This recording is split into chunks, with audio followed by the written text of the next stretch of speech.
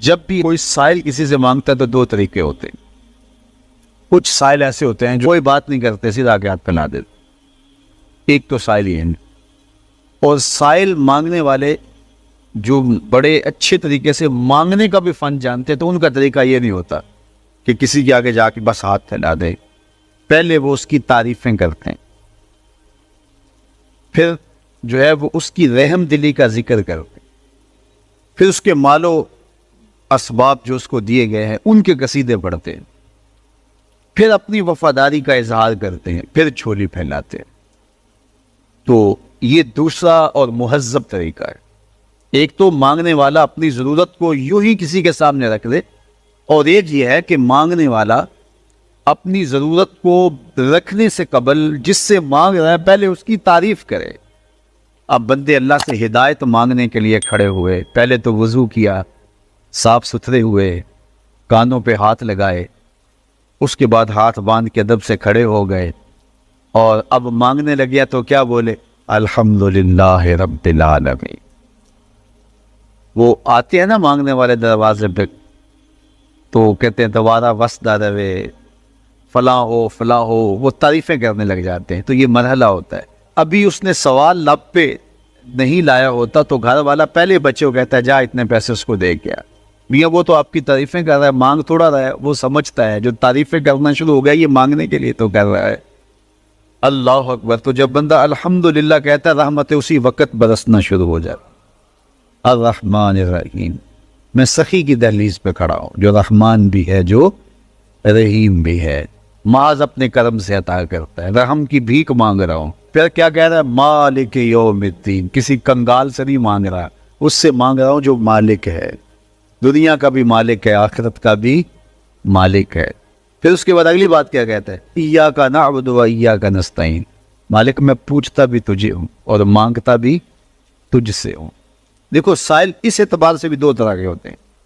ایک سائل ہوتا ہے جو بائی پاس پہ اترتا ہے، ایک کے گھر کے سامنے جاتا ہے، یہی طریقہ صحیح مانگنے کا، لیکن جاتا ہے کہ گھر کے سامنے تعریفیں کرتا ہے، اور مالک خانہ کو پتہ ہوتا ہے کہ یہ ہمسایہ سے بھی مانگ کے آیا ہے، میرے گھر سے بھی مانگ رہا ہے، اگلے گھر سے بھی مانگ رہا ہے. تو وہ اسے تھوڑا سا آٹا دے دیتا ہے، 1 روپیہ دے دیتا ہے. اس کو پتہ ہے اس نے پورا گاؤں مانگنا ہے، آدھا گاؤں مانگ آیا ہے، آدھا گاؤں اس نے ابھی مانگنا ہے. تو سارے 1 روپے دیتے ہیں. ایک تو سائل وہ ہے جو در در پہ جاتا ہے، اور ایک سائل بائی پاس سے اترا، وہاں سے پل عبور کیا، پھر گلی سے گزرتے ہوئے یہاں آیا، اور یہاں آ کے آپ کے ساتھ اس نے کہا کہ میں کسی در پہ نہیں گیا، آپ کے پاس آیا ہوں، اب آپ نے میری ضرورت پوری کرنی ہے. تو پھر 8 آنے 5 روپے تو نہیں دیے جائیں گے.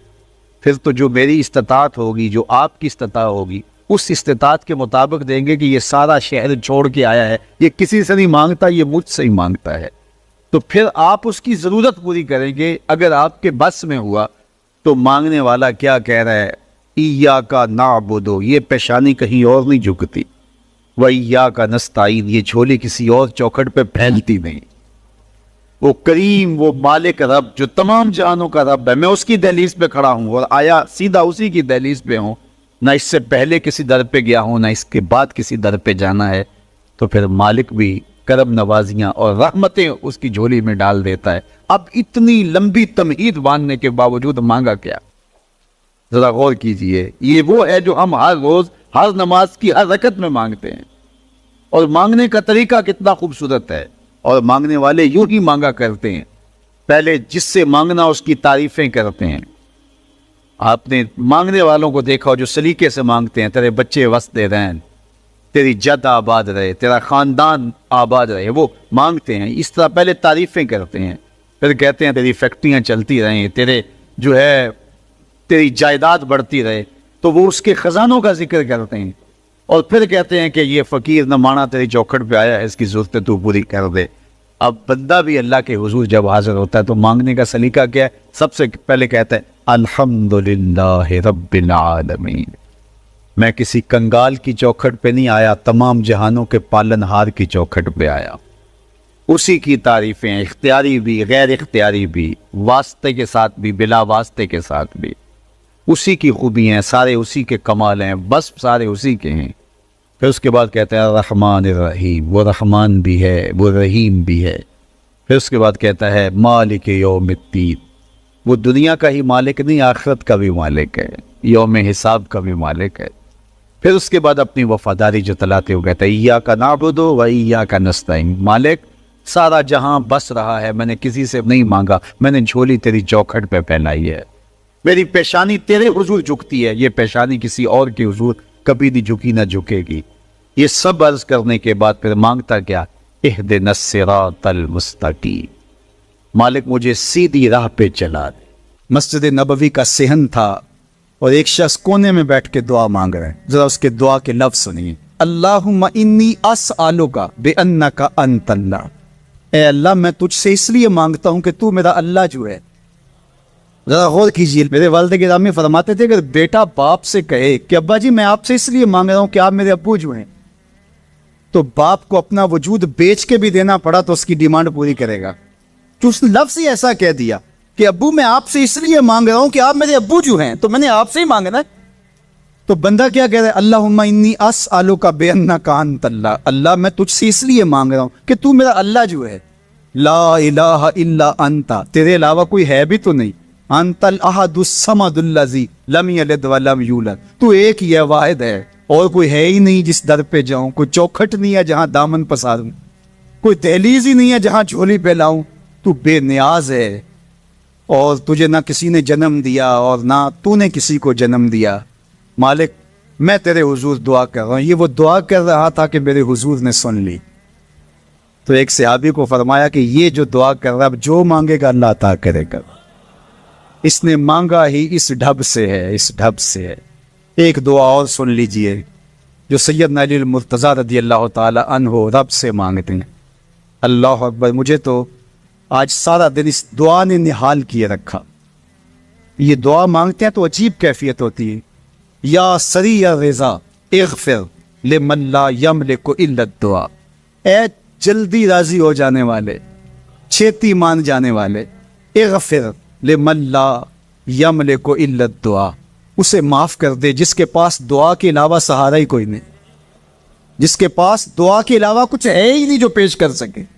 التجا ہی کر سکتا ہے، ترلا ہی کر سکتا ہے، منت ہی کر سکتا ہے، منتوں اور ترلوں کے علاوہ جس کے پاس کچھ نہیں ہے، اے جلدی مان جانے والے اس کی مغفرت کر دے، اس کو بخش دے۔ اللہ اکبر، تو وہ کریم ہے، وہ کہتا ہے میرے در پہ آؤ تو صحیح، کوئی جھولی پھیلاؤ تو صحیح، ہم تو مائل بکرم ہیں، کوئی سائل ہی نہیں، راہ دکھلائیں کسے راہ رب منزل ہی نہیں، کوئی آئے تو صحیح، جھولی پھیلائے تو صحیح، کوئی طلب تو کرے۔ دنیا والوں سے مانگیں تو ناراض ہوتے، اللہ سے نہ مانگیں تو ناراض ہوتا ہے۔ اللہ کہتا ہے مجھ سے نہ مانگو گے تو پھر کس در پہ جاؤ؟ قل ما یعبأ بکم ربی لولا دعاؤکم، اگر تم نہیں مانگو گے تو پھر وہ بھی پرواہ نہیں کرے گا، تم مانگتے رہو گے، جھولی پھیلاتے رہو گے، وہ اپنی رحمتیں تمہارے دامن میں ڈالتا رہے گا، اس کے خزانوں میں کوئی کمی نہیں آتی، ہر بندے کو اس کی ڈیمانڈ کے مطابق، چاہت کے مطابق، طلب کے مطابق، آرزو اور تمنا کے مطابق دے دے، اس کے خزانوں میں پھر بھی کوئی کمی نہیں آتی۔ تو اسی سے مانگیں، اللہ سے راز و نیاز کی باتیں، جو باتیں بندہ کسی سے نہیں کر سکتا وہ اپنے رب سے ڈائریکٹ کرتا ہے، اپنے دل کے سارے دکھڑے اپنے رب کی دہلیز پہ رکھتا ہے اور اپنی ساری ضرورتیں مالک کی چوکھٹ پہ رکھ دیتا ہے، اور اس سے مانگتے ہوئے بندے کو شرم نہیں آتی، حیا نہیں آتا، بلکہ اس سے مانگتے ہوئے فخر محسوس ہو رہا ہوتا ہے کہ میں اپنے رب سے مانگ رہا ہوں۔ کسی اور سے مانگیں تو جھجک لگتی ہے، لیکن مالک سے مانگیں تو اپنائیت کا احساس ہوتا ہے کہ میں اس سے مانگ رہا ہوں، اس لیے کہ وہ ہمارا رب لگتا ہے، ہمارا اس سے ربط کتنا گہرا ہے۔ دعا خود عبادت ہے، جب تمہاری ضرورتوں کا کفیل وہ ہے تو پھر اس سے نہیں مانگیں گے تو کس سے مانگیں گے؟ اور جب اس سے بندہ مانگتا ہے تو پھر وہ مانگنے والے کی لاج بھی رکھتا ہے۔ ان ربکم حیی کریم یستحیی من عبدہ اذا رفع یدیہ ان یردہما صفرا، تمہارا رب حیا کرنے والا کریم ہے، جب بندے اس کے سامنے ہاتھ پھیلا کے دعا مانگتے ہیں اللہ فرماتا ہے مجھے شرم آتی ہے ان کے اٹھے ہوئے ہاتھ خالی کیسے موڑو، جب انہوں نے مجھ سے مانگا ہے تو میں نے بھی نہ دیا تو کون دے گا؟ میں ایک سادی سی بات کرتا ہوں، اتنے لوگ جتنے لوگ یہاں بیٹھے ہیں اگر کسی دنیا دار کے ڈیرے پہ چلے جائیں اور اس سے کوئی چیز طلب کریں اور وہ دینے کی استطاعت رکھتا ہو تو وہ کیا خالی لٹائے گا؟ وہ کہے گا اتنے لوگ آگے ہو تو ڈیرہ داری کی شان کے خلاف ہے کہ میں ان کو خالی لٹاؤں۔ تو جب یہ دنیا دار خالی نہیں لٹاتا تو رب کیسے خالی لٹائے گا؟ جب بندے اس کی دہلیز پہ چل کے آ جائیں تو وہ بندوں کی ضرورتوں کا کفیل ہے اور ان کے ہر درد کو جانتا ہے اور ان کی ضرورتوں کو پورا کرتا ہے۔ علماء نے کہا دعا ہر صورت قبول ہوتی ہے، یا تو یہ ہے کہ فوراً قبول ہو جاتی ہے، جو مانگا فوراً مل گیا، اور کبھی ایسا ہوتا ہے کہ فوراً نہیں ملتا، حکمت ہوتی ہے اور فوری دینا مناسب نہیں ہوتا تو اس کو فوری نہیں دیا جاتا، لیکن دعا بعد میں کچھ عرصے کے بعد اس کی ڈیمانڈ پوری کر دی جاتی ہے۔ اور کبھی ایسا ہوتا ہے نہ فوری دیا جاتا ہے نہ بدیر دیا جاتا ہے، اس دعا کو ذخیرہ کر لیا جاتا ہے اور حشر کے دن اس کا بدلہ دیا جائے۔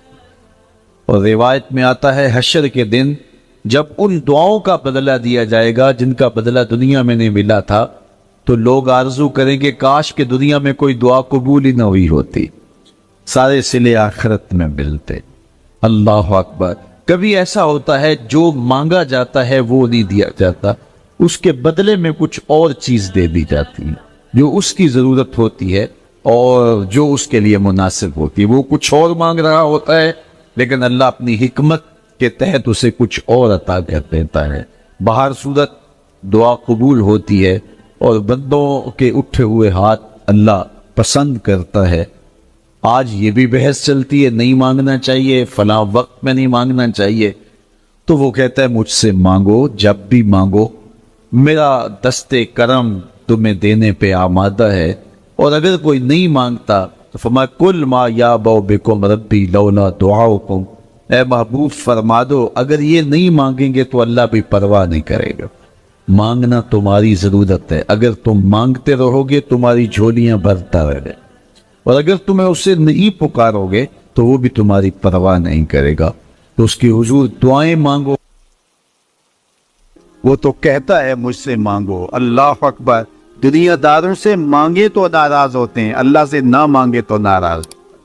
وہ کہتے ہیں سوالی بن کے میری چوکھٹ پہ ہو، مجھے اچھا لگتا ہے کہ تم مجھ سے مانگو اور تم جھولیاں پھیلاؤ، اور نہ میں صرف تمہاری ضرورت کو پورا کروں گا بلکہ اپنی جناب سے تمہیں مزید رحمتوں سے بھی نوازوں گا، تمہارے اٹھے ہوئے ہاتھوں کی میں لاج رکھوں گا، تم طلب تو کر کے دیکھو۔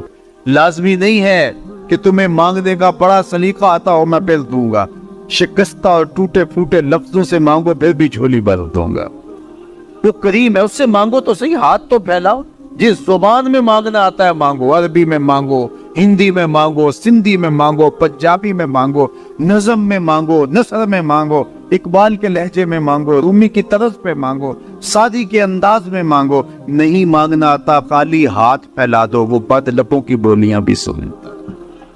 آؤ تو صحیح اس کی چوکھٹ، جھولی تو پھیلاؤ۔ زلیخا بت کے آگے ہاتھ جوڑے کھڑی تھی، کیا کہتی؟ یا صنمی یا صنمی، اے میرے بت مجھے بچھڑا ہوا یوسف ملا دے۔ اس کا اعتقاد تھا کہ یہ مجھے دیتا ہے، اور وہ ہاتھ جوڑے کھڑی تھی، لیکن وہ پتھر کا مادو بلا اس کی کیسے فریاد سنتا۔ لیکن وہ روزانہ کھڑی ہو جاتی تھی، دعائیں مانگتی تھی، یا صنمی اے میرے بت مجھے بچھڑا ہوا یوسف ملا دے۔